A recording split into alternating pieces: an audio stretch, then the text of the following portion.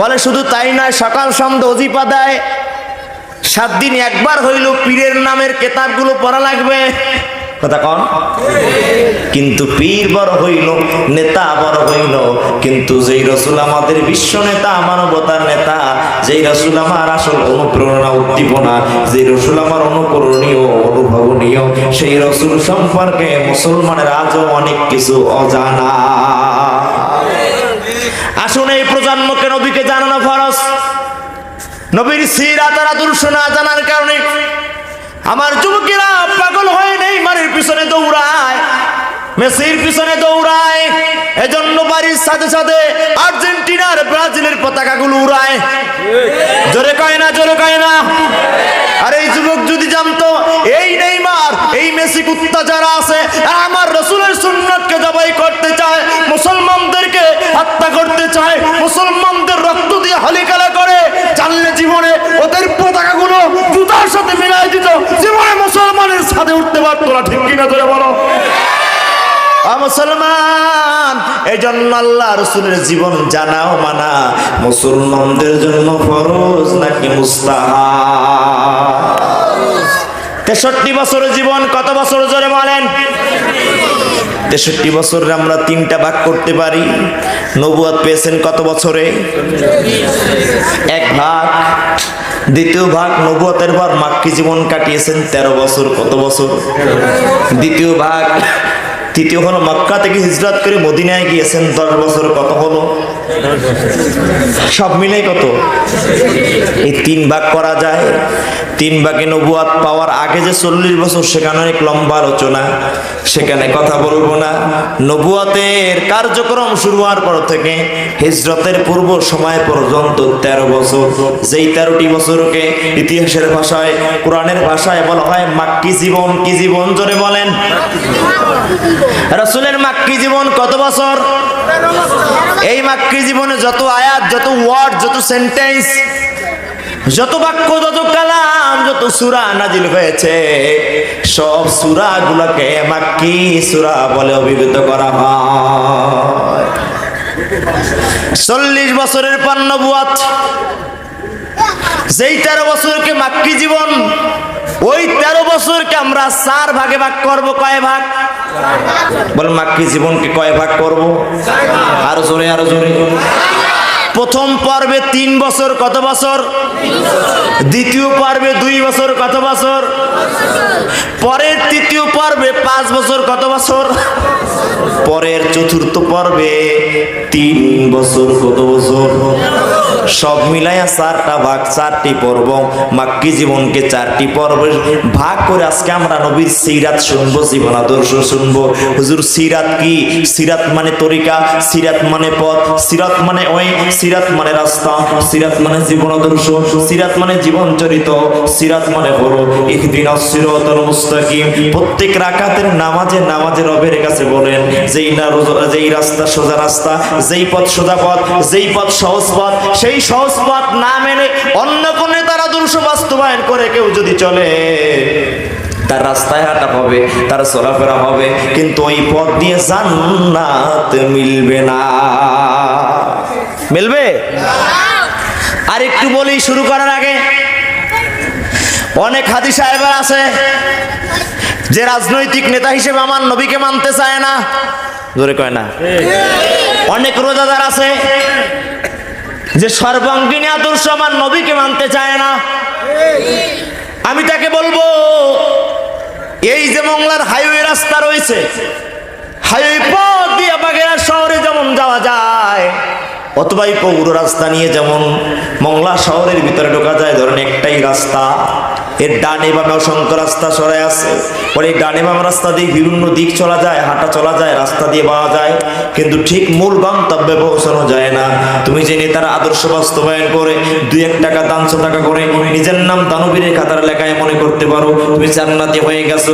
না না, তুমি বিভিন্ন জায়গায় ছুটতে পারবা, ওই পথ তোমাকে জাহান্নামে ঠেলে দিবে।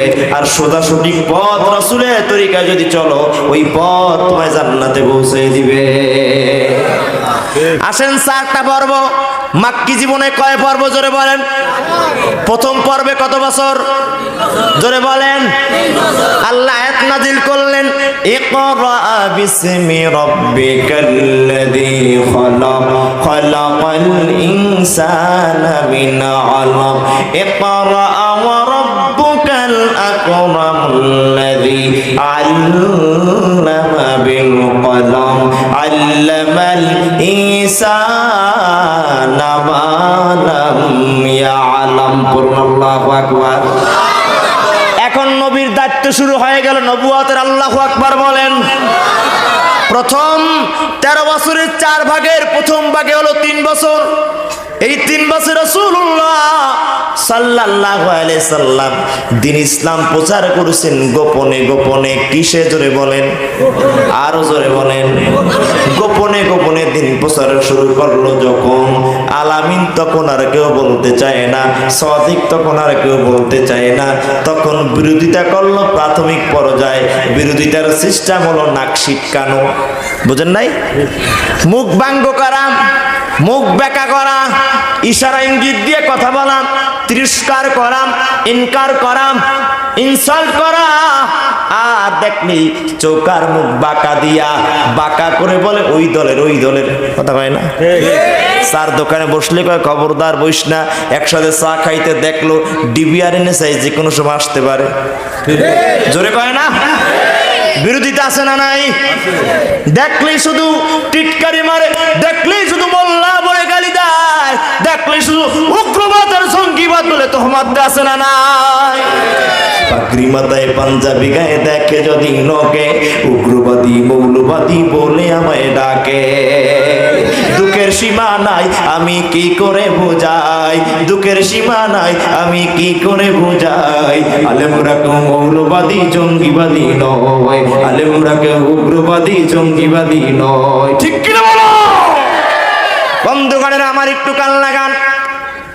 3 বছর দাওয়াতি জীবন রাসূলের শুরু হয়ে গেল। আল্লাহ দাওয়াত সংক্রান্ত আয়াত নাজিল করলেন, সূরাও নাজিল করলেন, ছোট ছোট কোটেশন করে আল্লাহ নাজিল করলেন। ও কম্বলওয়ালা ও চাদরওয়ালা, আল্লাহ সূরা নাজিল করে করে তার নবীকে দাওয়াতি জীবন উৎসাহ দেওয়ার জন্য পাঠানো শুরু করলেন। আল্লাহর নবী দাওয়াত দিল 3 বছর। কত বছর? 3 বছর দাওয়াতে কালেমা পড়ে মুসলমান হলেন হাতে গোনা কয়েকজন, হাতে গোনা কয়েকজন কালেমা পড়ে মুসলমান হয়েছেন। আল্লাহ নাজিল করলেন, ইয়া আইয়ুহার রাসূল বাল্লিগ মা উনজিলা ইলাইকা মির রাব্বিক। আর ঘরের কোণে থাকা যাবে না, আর গোপনে গোপনে দ্বীন ইসলাম প্রচার করা যাবে না। ওগো আমার হাবিব, ওগো আমার পয়গম্বর, এই দ্বীনের বাণীগুলো মানুষের কাছে স্পষ্ট ভাষায় ওপেনে ওপেনে পৌঁছে দেন। সুবহানাল্লাহ। আল্লাহর নবী একটু উঁচু পাহাড়ের উপর উঠলেন। একটু গভীর ভাবে মনোযোগী হন। উঁচু পাহাড়ের উপর উঠে আল্লাহ নবী ডাকলেন, ইয়া বনি ফাহর, হে বনি আদি। সব গোত্রদের নাম ধরে ধরে ডাকলো। ততক্ষণ প্রত্যেক গোত্র থেকে মানুষ আসলো না, সমেত হলো না, যতক্ষণ আল্লাহু আকবার বলেন। যিনি আসতে পারলেন না তিনি প্রতিনিধি পাঠালেন, যিনি নিজে আসেন নাই তার ব্যাপারে তার পক্ষ থেকে প্রতিনিধি পাঠালেন। কারণ সাধারণ কেউ ডাকে নাই, আলামিনার সাদিক ডাকছে, তার ডাকে সাড়া না দিয়ে কোনো উপায় না। আল্লাহর নবী জনগণকে সমাবেত করলে বললেন, জনগণ আমি একটা পাহাড়ের উপরি ভাগে দাঁড়ায় আছি। এই পাহাড়ের পিছনের ভাগে এক সৈন্যদল দস্যুদল তোমাদের আক্রমণ করবেন। জনগণ বললেন, আমরা আপনার কথা বিশ্বাস করি। আল্লাহ রাসূল বলো, জনগণ এই কথা যদি বিশ্বাস করো, সেই সৈন্যদের আক্রমণ থেকে নিজেরা রেহাই পেতে পারো, সেভ হতে পারো, মোকাবেলা করতে পারো। কিন্তু আমি রাসূল দেখতে পাই নবুয়তের চক্ষু দিয়া তোমরা সামনে এমন সৈন্য দলে আক্রান্ত হবা যারা আল্লাহর ফেরেশতা, একদম ধরবে আর গিরায় গিরায় মারবে, চিল্লাইলেও কাজ হবে না, একবারে তো 70 গাছ নিচে ঢুকায় ফেলবে কবর থেকে মাটির ভিতরে। সুতরাং ও আল্লাহর বান্দারা, ইয়া আইয়ুহান নাসু কুলু লা ইলাহা ইল্লাল্লাহ। আল্লাহ রাসূল বক্তৃতা দিল, যতক্ষণ আওয়াজ দিল না জনগণ ততক্ষণ বক্তৃতা শেষ হতে না হতেই রাসূলের সবচেয়ে আপন চাচা আবু লাহাব বলল মালি হাজা জামাতানা, ও মুহাম্মদ আজকের দিনটা তো ধ্বংস করে দিয়েছো। ও মুহাম্মদ আমাদেরকে কে জন্য ডেকেছো? মুহাম্মদ তুমি ধ্বংস হয়ে যাও। পাথরের টুকরোটায় নবীর দেহ মোবারকে ছুটতে পারা শুরু করলো। আল্লাহ সহ্য করলেন না। আল্লাহ বললেন হাবিব, দুনিয়ার সবাই যদি সহ্য করে আমি আল্লাহ সইতে পারি না। আমার রাসূলের শান আর মান নিয়ে কেউ কথা বললে আমি আল্লাহর সে আজিম থেকে বিন্দু মাত্র সহ্য করতে পারবো না। সেই দিন আল্লাহ রাসূলকে গালাগালি দিয়েছো আবু লাহাব, আজ আল্লাহর নবীর উত্তরসূরি আলেমদেরকে গালিগালাজ দেয় আবু লাহাবের চারা সামসারা, ঠিক কিনা জোরে কোন? আল্লাহর নবীর বিরোধিতা করছে তারা, আবু লাহাবের উত্তর ছিল যারা। আবু লাহাব বিরোধিতা করা শুরু করলো। সবাই যখন বিরোধিতা করলো, দিনের দাওয়াত আর গোপনে নয়, এখন চলবে ওপেনে ওপেনে জনগণের মাঝে। তিনজন এক জায়গা হইলে ধরতো, কোথায় যাও বাড়ি কই, রাতে চলা যাইতো না, দেখলি আটকাইতো, গোপনে গোপনে তাদের তালিকার লিস্ট হইতো। জোরে কন, ভয় আছে মনে হয়? এই আমাদের বক্তৃতার কথা হচ্ছে, তখনও যেরকম বক্তৃতা এখনো বক্তৃতা, এক ধাঁচে এক সিস্টেমে। কেউ তো বলে এখনো স্বাধীন, বলবো ভয় নেই না। মুসলমানের কথা তখনও যেমন এখনো তেমন, জীবন তাকার যাক সেই দিকে মুসলমান পরোয়া করতে পারে, ঠিক কিনা ধরে বলবো? মুসলমান কাপুরুষ নয়, মুসলমান ভীতু নয়, মুসলমান ভীতু সন্ত্রস্ত হয় না। একজনকে ভয় করে আকাশ ও জমিন, বিশ্ব সভার সভাপতি তিনি। কে চিল্লায় বলো? 2 বছর নবী ওপেনে দাওয়াত দেওয়া শুরু করলো। যখন আঘাতের মাত্রা, বিরোধিতার মাত্রা কমলো, তখন জোরে কয় না, জোরে কয় না, বাড়ছে না? খুব বাড়ছে। সাহাবীরা আল্লাহর নবীর কাছে হাজির হয়ে গেলেন।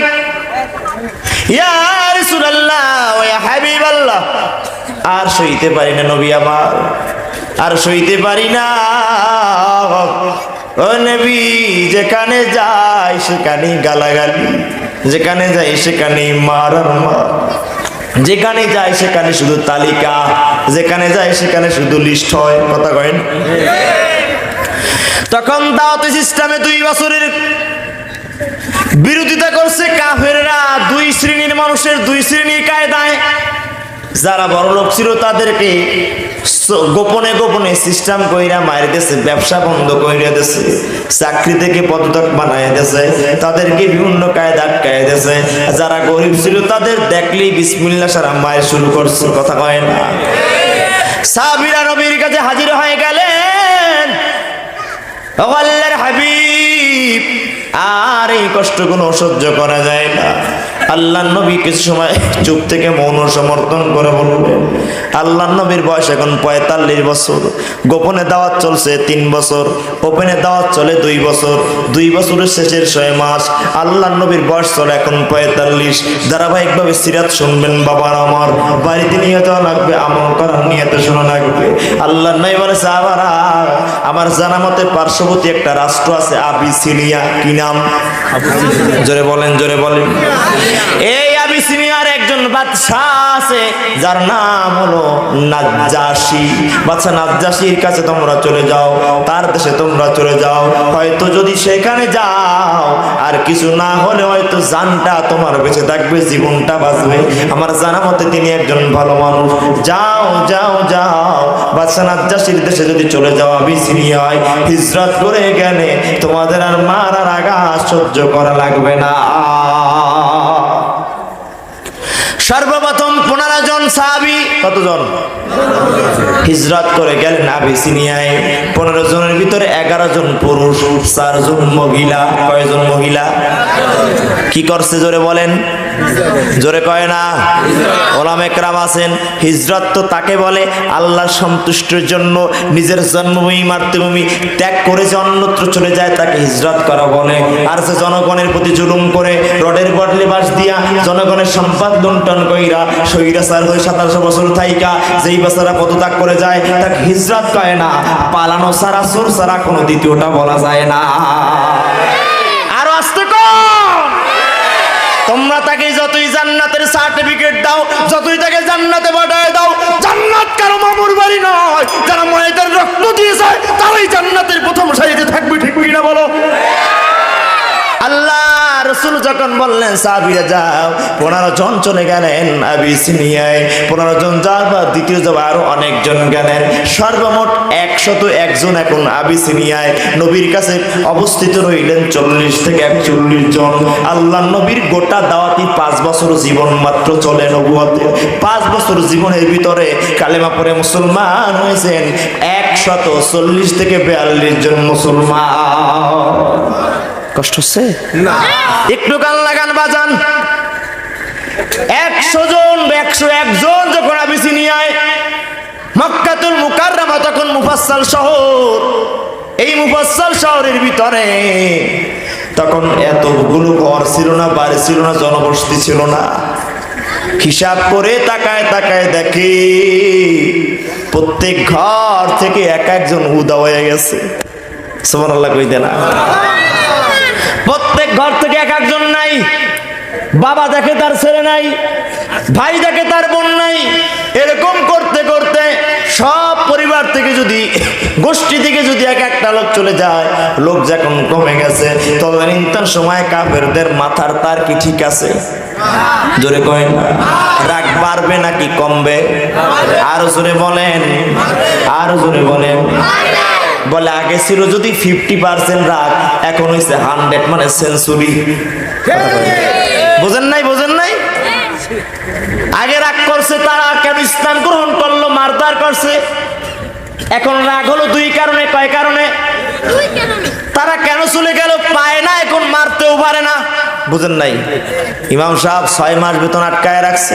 হুজুর কামার বেতন দেন, সইলা যায়। কয় না না, সইলা গেল তার তেলে দিয়া জ্বালানোর সময় আর পাইব না। বুঝেন নাই? যদিও মংলা অনেক ভালো, এ জায়গার মানুষ ইসলাম প্রেমিক। বন্ধুরা কাল লাগান, আল্লাহর নবীর কথা মতো চলে গিয়েছেন। দ্বিতীয় নম্বর তাদের রাগের সেঞ্চুরি হওয়ার কারণ হলো, আমি আধুনিক কায়দায় সাজায় বলছি, রাগের সেঞ্চুরি হওয়ার কারণ হলো যুবক, কারণ হলো তারা যে আদর্শ নিয়ে আবিসিনিয়ায় হিজরত করে চলে গিয়েছে, ওই জায়গার মানুষের কাছে যদি আদর্শ পরিস্ফুটিত হয়, উদ্ভাসিত হয়, ওই জায়গার মানুষ তাদের আদর্শ দেখে তাদের দলের কর্মী হয়ে যাবে। তাদের দলের কর্মী হওয়ার জন্য তাবারক বিতরণ করা লাগবে না, বিরিয়ানির প্যাকেট দেওয়া লাগবে না। তাদের দলের মিছিলে শামিল হওয়ার জন্য টাকা দিয়া বান্দা জীবন দেওয়ার জন্য প্রস্তুত থাকবে। তোরে কোন ঠিক কি ঠিক না? তোমরা মন দল করো, বিরিয়ানি সিটাও শ্রোতা পাও না। আমরা মন দল করি, টাকা দিয়া শ্রোতার অভাব হয় না, ঠিক কিনা? নিজে মাসে কি অনুরোধ দেয়, নিজে খবর নেয়, এবং যাদের ময়দানে নিজে একাই চাপায় পড়ে যে যুদ্ধ করার জন্য, জীবন দেওয়ার জন্য। জোরে কয় না, জোরে কয় না। তোমরা এমন দল করো, চেহারা আছে শ্রোতা নাই, বক্তা আছে মাইক নাই। জোরে কয় না। বন্ধুগণের আমার, রাগের সেঞ্চুরি হয়ে গেছে। বুঝেন তো যুবকরা, কি হয়েছে? সেঞ্চুরি মার্কা রাগ নিয়ে এবার যত 40 জন আছে এদের এখন জামাই আদর করবে। কথা কয় না। ছেলে কর্মী হয়েছে দিন ইসলামে, বাবার আটকাইছে, ছেলের না আনা পর্যন্ত সারা যাবে না। বৃদ্ধ বাবা কান্নায় ভেঙে পড়েছে, আমি আমার ছেলে পাই নাই, ছেলে কই গেছে জানা নাই। বলে না জানলে বৃদ্ধ তোমার রিমান্ডে দিব। এরকম ঘটনা আছে নাই?